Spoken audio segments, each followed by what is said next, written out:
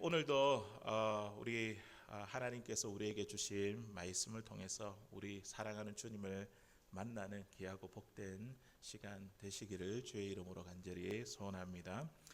오늘 본문에 보니까 어떤 한 사람이 등장합니다. 이 사람이 예수님께 달려와 꿇어 앉아 예수님께 질문을 드렸습니다.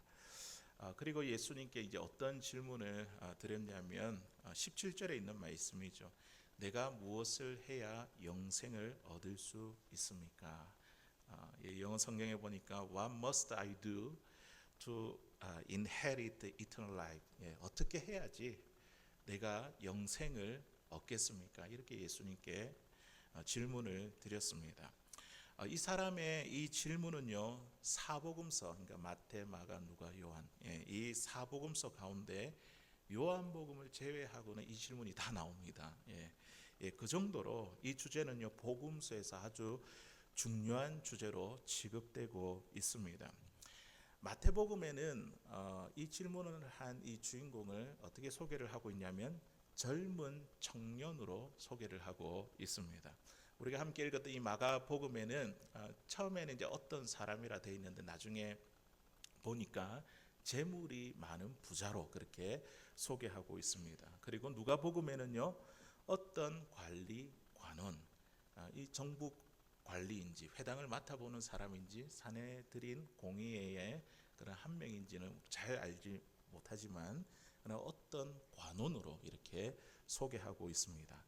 자, 이거를 다 종합해 보면요, 이 질문의 주인공은 부자 청년이자 젊은 관원이었습니다.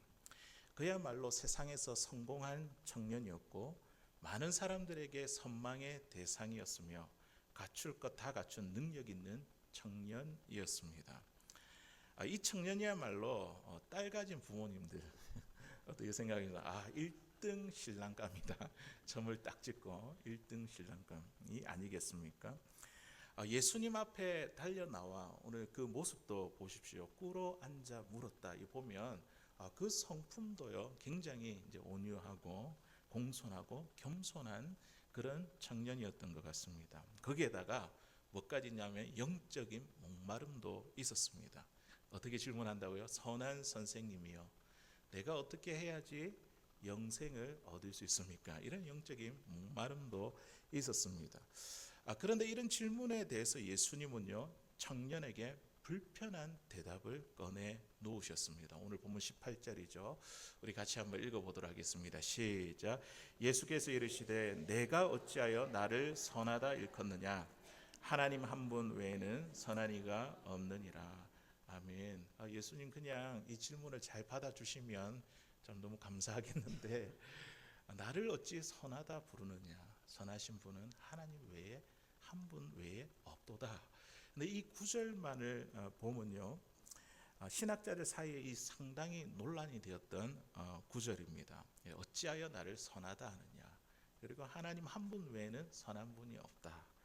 다시 말해서 이 구절만 놓고 보면요, 예수님은 하나님과 달리 선한 분이 아니다 이렇게 생각할 수 있지 않습니까? 이것을 빌미로 예수님의 그 신성을 부인하는 사람들 이 구절을 가지고 자, 예수님은 하나님이 아니다, 선하지 않다고 본인이 이야기하고 있지 않느냐 이렇게 이야기를 합니다. 자, 그런데 예수님께서 이렇게 말씀하신 것은 자신이 선하지 않다 이것을 말하기 위함이 아니라 지금 이 청년의 숨은 의도를 간파하고 하신 말씀입니다. 이 청년은 영생을 얻는 문제에 대해 지금 잘못된 접근 방법을 가지고 있었습니다. 그는 자꾸만 강조한 게 뭡니까? 선함, 그리고 선행. 이것이 영생의 조건이라 생각을 했습니다. 그래서 이 청년이 예수님을 향해서 부를 때에 뭐라고 불렀다고요? 선한 선생이요, 내가 무엇을 해야, 누가복음에 보니까 어떤 선한 일을 해야 내가 영생을 얻겠습니까? 이제 뭐 답을 본인은 기대하고 다 알고 이렇게 질문을 한 것 같습니다. 예수님은 이 청년의 숨은 의도를 아시고 왜 나를 선하다 하느냐 이렇게 반문하신 것입니다. 예수님은 이러한 청년의 질문에 즉답을 피하시고 지금 어떤 이야기를 꺼내고 있냐면 십계명에 대한 이야기를 꺼내고 계세요. 십계명. 그 중에서 어떤 계명입니까? 살인하지 말라, 그다음에 간음하지 말라, 도둑질하지 말라, 그리고요 거짓 증언하지 말라, 그리고 탐심하지 말라. 부모를 공경하라. 이거는 우리 5번째 계명이잖아요. 5부터 10번째 있는 그 계명에 대해서 예수님이 쭉 이렇게 나열하셨습니다. 십계명 우리가 잘 알고 있듯이 이 십계명은요 우리가 두 부분으로 나눌 수가 있습니다. 1부터 4는 누구에 대한 계명입니까? 하나님이죠. 나 외에 다른 신을 섬기지 말라, 그리고 형상을 만들지 말라, 망령태 일컫지 말라, 안식일을 기억하여 거룩히 지켜라. 이 4가지는 모두 다 그 하나님에 대한 계명입니다. 그리고 5번째부터 10번째는 누구에 대한 계명입니까? 사람이 사람에 대한 계명이죠. 하나님을 어떻게 사랑할까? 그게 이제 1부터 4고, 사람을 우리가 어떻게 사랑하며 이웃을 사랑하며 살아갈까? 이게 5부터 10까지, 10번째까지 계명입니다. 자, 그런데 예수님은 이 청년에게 5부터 10까지에 있는 사람에 대한 계명을 지금 말씀해 주셨습니다. 예수님께서 사람에 대한 계명을 언급하신 것은 선행이, 착한 일이 구원의 조건이 아니라는 것을 지금 말씀하기 위함입니다. 그런데 이런 예수님의 의도도 파악하지 못한 채 이 청년은 기다렸다는 듯이 이렇게 대답합니다. 20절에 있는 말씀 보니까요, 그가 여짜오되 선생님이요, 이것은 내가 어려서부터 다 지켜왔습니다. 그런 이제 예수님의 의도를 모르고 선행으로 구원을 받는 것이 아닌데 다 지켜왔다고 이렇게 이야기를 하고 있습니다. 이 청년은 예수님으로부터 이런 대답을 들을 것을 기대했습니다. 나는 영생을 얻을 만한 충분한 자격이 있는 사람이야. 이거를 이제 기대를 했거든요. 나 같은 사람이 영생을 못 받는다면 누가 영생을 받을 것인가? 예수님은 이 청년의 의도를 아시고 오늘 본문 21절 우리 설교 제목인데요, 이 말씀으로 이 청년을 도전하셨습니다. 자, 우리 같이 한번 21절에 있는 말씀 같이 한번 읽어보도록 하겠습니다. 시작. 예수께서 그를 보시고 사랑하사 이르시되 내가 아직도 한 가지 부족한 것이 있으니 가서 내게 있는 것을 다 팔아 가난한 자들에게 주라.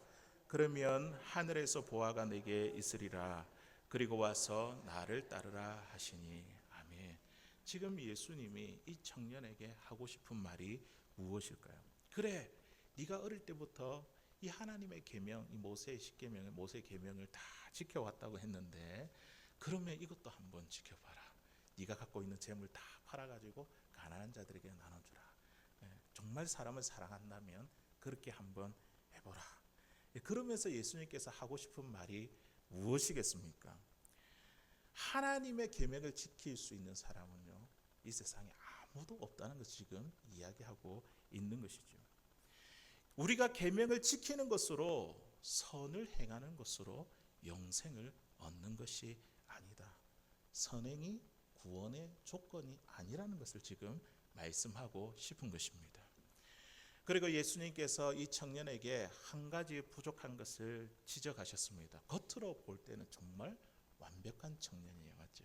1등 신랑감, 그리고 참 계명도 잘 지키고 아주 신앙적으로 볼 때도 참 종교적이고, 한 가지 부족한 것을 지적하셨습니다. 그것은 바로 하나님보다 물질을 더 사랑하는 데 있었습니다. 겉으로 볼 때는 완벽하게 보이는데 그는요, 종교 행위로 신앙생활을 했고요, 그리고 그 종교 행위를 통해서 이 땅에 물질을 추구하며 신앙의 삶을 살아왔던 청년이었습니다.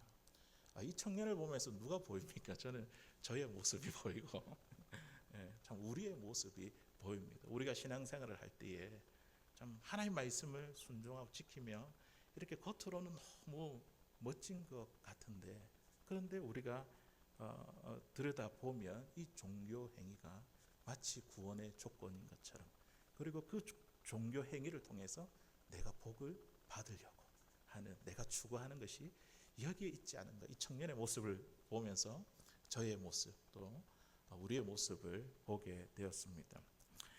이 청년은요, 어릴 때부터 모세의 계명을 다 지켜왔다고 했지만 그는요 하나님을 사랑해서 이 계명들을 지킨 것이 아니었습니다. 두려움과 의무감으로 내가 혹시나 이 계명을 지키지 않으면 하나님 나에게 벌을 주시지 않을까, 나에게 손해를 끼치게 하고 나에게 어려움을 주시지 않을까, 영생을 위해 내가 복받기 위해 칭찬을 듣기 위해 자기를 위해서 이 계명들을 다 지켜왔다는 것이죠.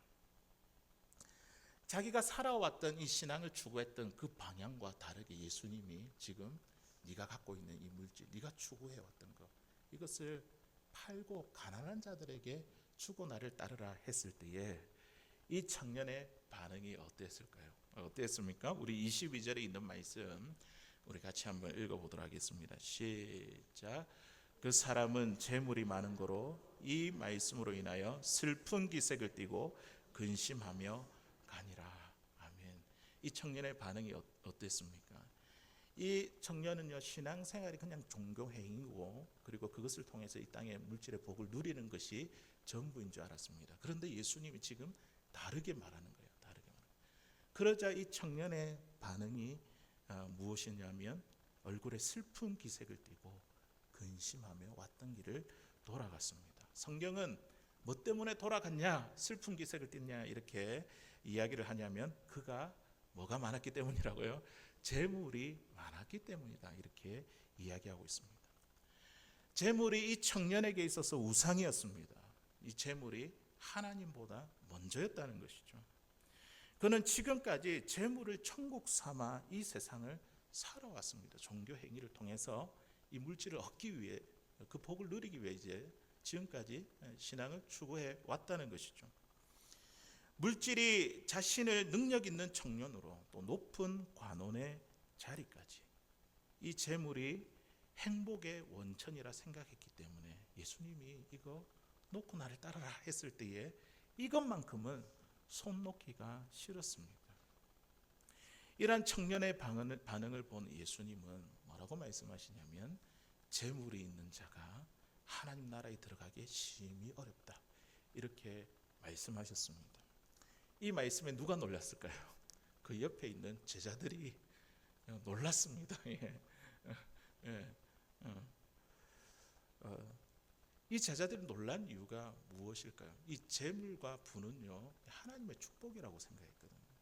하나님 축복인데, 가난은 하나님의 저주인데, 축복인데, 그런데 이 재물이 많은 자가 하나님 나라에 들어가기 어렵다 이렇게 이야기하니까 큰 충격이었던 거예요. 큰 충격.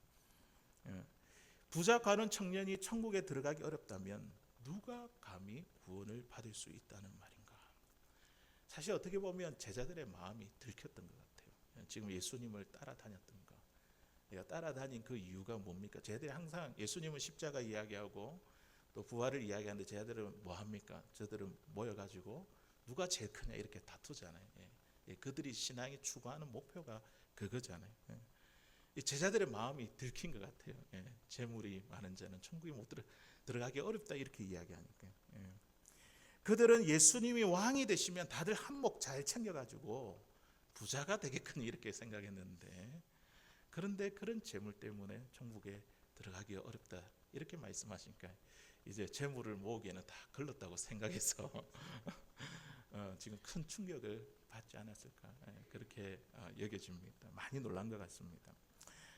이러한 제자들에게 예수님은요 낙타와 바늘기 비유를 들어주셨습니다. 우리 25절에 있는 말씀인데요, 우리 같이 한번 읽어보겠습니다. 시작. 낙타가 바늘기로 나가는 것이 부자가 하나님의 나라에 들어가는 것보다 쉬우니라 하시니. 아멘. 자, 지금 이게 무슨 말일까요? 우리가 잘 한번 생각을 해봐야 됩니다. 낙타가 바늘 구멍이 엄청 작잖아요. 바늘 구멍에 들어갈 수 있습니까? 못 들어갑니까? 그런데 부자가 천국 들어가는 것보다 낙타가 이 바늘 구멍에 들어가는 게 더 쉽다고 지금 이야기를 하고 있습니다. 다시 말해서 부자가 천국에 들어가기란 불가능하다는 그런 이야기로 들립니다. 자, 그런데 이 비유는요 이스라엘의 생활 풍습을 알면 우리가 쉽게 이해할 수가 있습니다. 예루살렘 성에 가면 성곽을 두르는 여러 문들이 있는데 그 문에 그 큰 문만 있는 것이 아니라 작은 문도 있다고 합니다.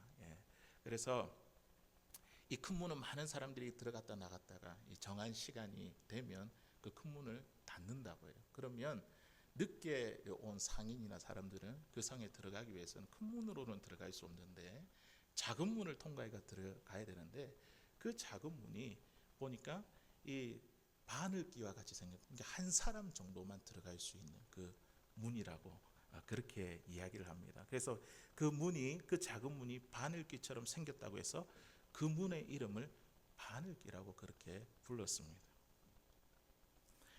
정한 시간 후에 이 예루살렘 성에 도착한 사람이 낙타 등의 짐을 잔뜩 싣고 와서는요, 이 바늘귀 문을 통과할 수가 없습니다. 사람만 겨우 통과하고 낙타만, 그 큰 낙타만 겨우 통과할 수 있는 작은 문이기 때문에 어떻게 됩니까? 낙타가 지고 있는 짐을 풀어내야 됩니다. 내려놔야 됩니다. 그래 해야지 들어갈 수 있는 것입니다. 예수님은 바로 이 점을 지적하신 것입니다. 우리가 신앙생활을 한다는 것은 넓은 문, 넓은 길로 가는 것이 아니라 좁은 문, 좁은 길로 가는 것입니다.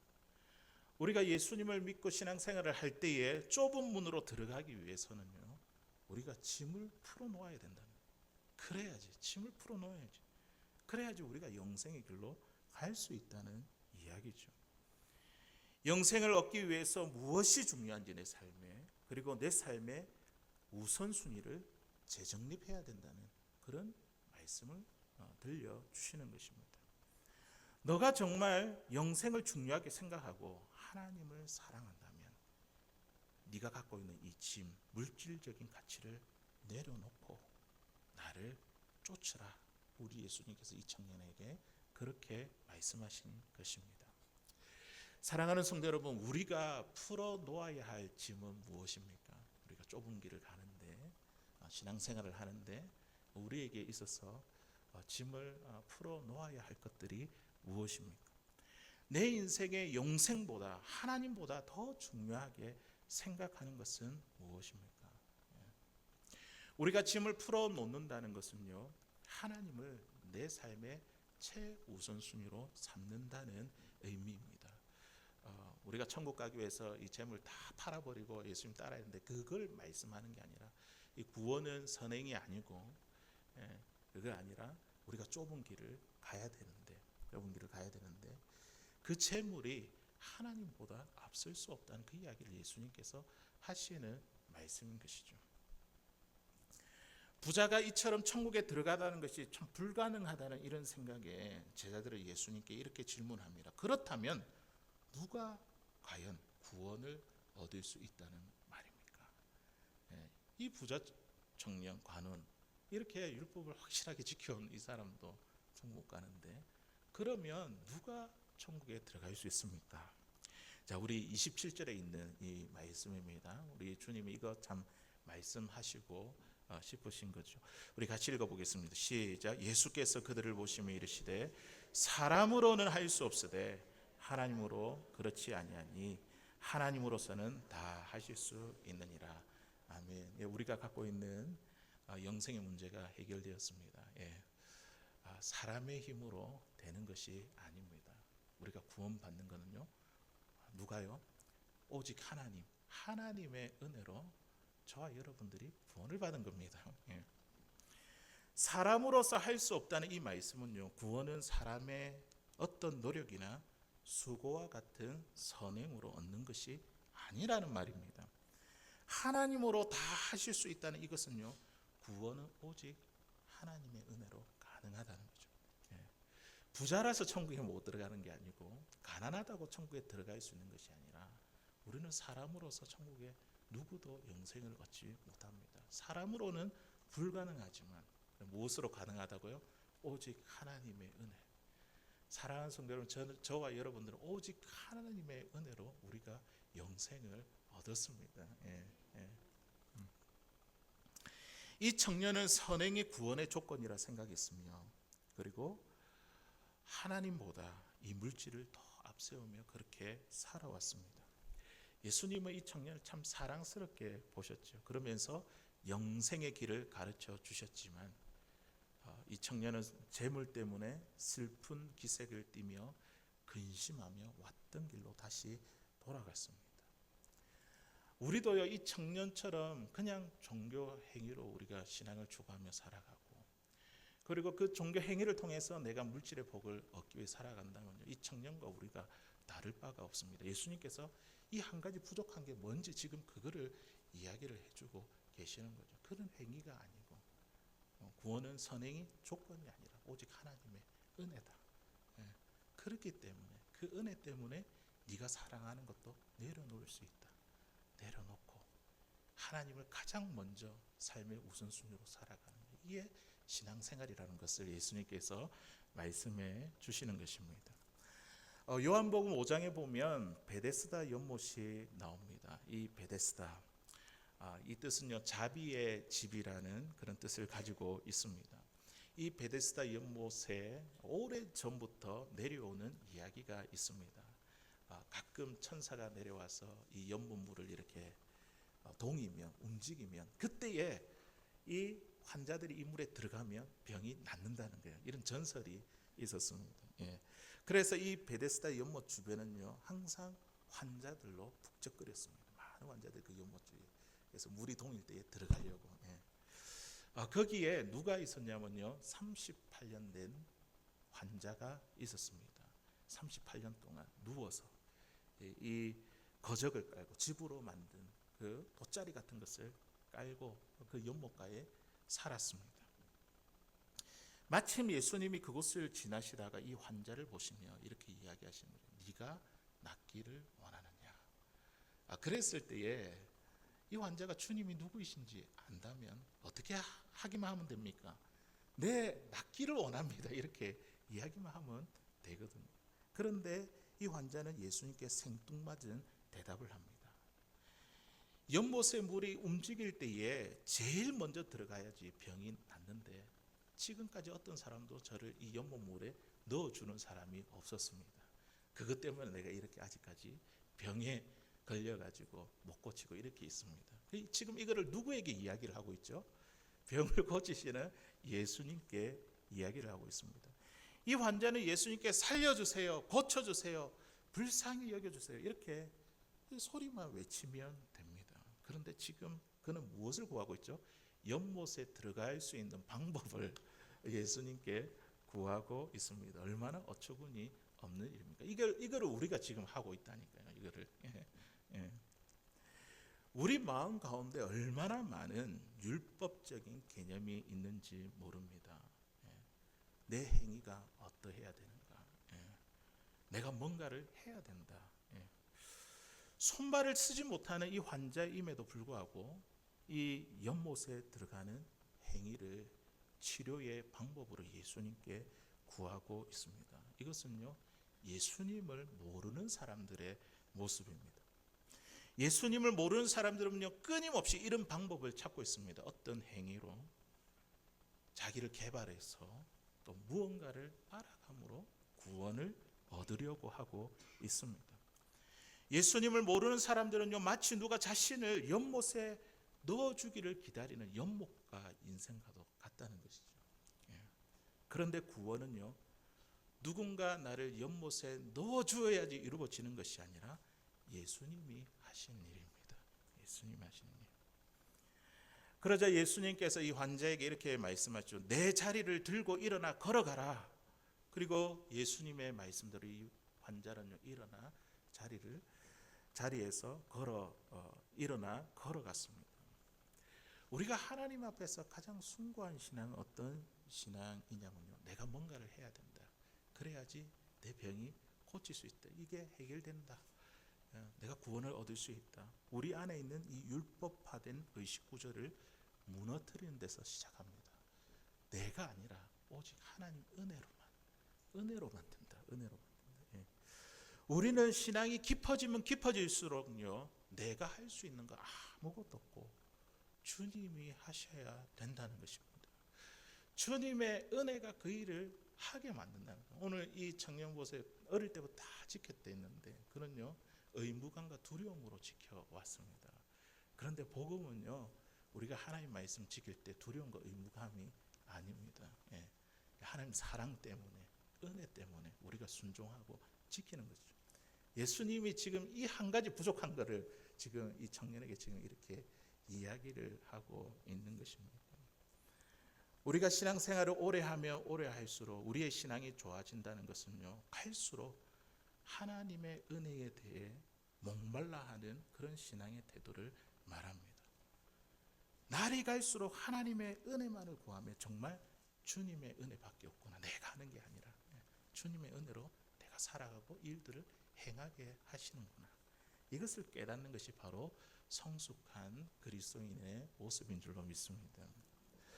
오늘 예수님께서 청년에게 너에게 한 가지 부족한 것이 있다고 하신 이 말씀은요, 이 청년의 인생의 패러다임을 바꾸는 도전이었습니다. 이 청년이 신앙생활한 거, 이런 종교 행위, 그것을 통해서 내가 복을 받고자 했던 그의 신앙에 추구하는 그 가치들, 그 인생의 패러다임을 완전히 바꾸라는 도전이었습니다. 구원은 어떤 행위와 노력이 아니다, 오직 하나님의 은혜이다. 재물이 하나님보다 앞설 수 없다. 하나님을 최우선순위로 삼으라. 이렇게 청년에게 또 이 말씀을 읽고 있는 저와 여러분들에게 도전하고 있는 것입니다. 주님은 우리에게 재물을 다 팔아가지고 가난한 자들 다 나눠주라, 그렇게 말씀하시는 것이 아닙니다. 재물이 필요하고 돈도 벌어야 됩니다. 그러나 이런 물질적인 가치관이 삶의 이유와 우리의 신앙의 목적이 되어서는 안 된다는 것이죠. 하나님께서 우리에게 은사와 물질을 주신 그 이유는 이 모든 것을 다 잘 사용해가지고 지금도 연못가에 살아가는 그 인생들에게 주의 복음을 전하게 하기 위해서 저희들에게 은사와 물질을 주셨습니다. 사랑하는 성도 여러분, 오늘 주님께서 저와 여러분들에게 한 가지 부족한 것이 무엇이라 말씀하십니까? 오늘 이 청년에게서는 재물이었지만 우리에게 있어서 하나님보다 더 앞세우는 것은 무엇입니까? 이 청년은 관원이라는 그런 지위와 권세를 가졌고, 그리고 부자라는 많은 재물을 가졌으며, 또 청년이라는 젊음과 건강, 그리고 좋은 성품까지 참 많은 것을 가진 사람이었습니다. 그런데 우리도 이 청년처럼 우리가 이 땅 가운데 신앙생활을 할 때에 이 청년이 가졌던 것들이 우리 인생에 하나님보다 더 중요한 것이며 하나님보다 더 앞세우는 것들이 아닌지 오늘 우리 자신을 한번 돌아볼 수 있기를 바랍니다. 하나님께서 우리에게 정비하기를 원하시는 우리의 삶의 우선순위는 무엇입니까? 우리가 살아가는 이 세상은요, 생존을 위해서 살아남아야 하는 곳이 아닙니다. 먹고 사는 곳에 우리 인생의 이유와 목적이 있지 않다는 것이죠. 하나님께서 우리에게 주신 가정, 또 우리의 일터는요, 하나님께서 우리를 파송하신 선교의 현장입니다. 그렇다면 우리가 이곳에서 우리가 붙잡아야 될 것이 무엇일까요? 무엇일까요? 물질입니까? 아니면 하나님입니까? 물질이 먼저입니까? 하나님이 먼저입니까? 물질이 주는 힘으로 살아가겠습니까? 하나님 주시는 힘으로 살아가겠습니까? 오늘 이 세상은 하나님이 나를 파송한 선교 현장이라는 이 사실 앞에 하나님을 내 삶의 최우선순위로 삼고, 그리고 하나님께서 나에게 주신 은사와 물질들을 가지고 지금도 연못가에서 나를 이 연못 안에 넣어주기를 바라고 있는 그 인생들을 향해, 그 인생들을 구원하고 살리는, 그 생명들을 살리는 그 일을 위해 우리가 이번 한 주간도 참 수고하고 애쓰고 힘을 쓸 수 있는 사랑하는 저와 여러분들 다 될 수 있기를 주의 이름으로 간절히 소원합니다.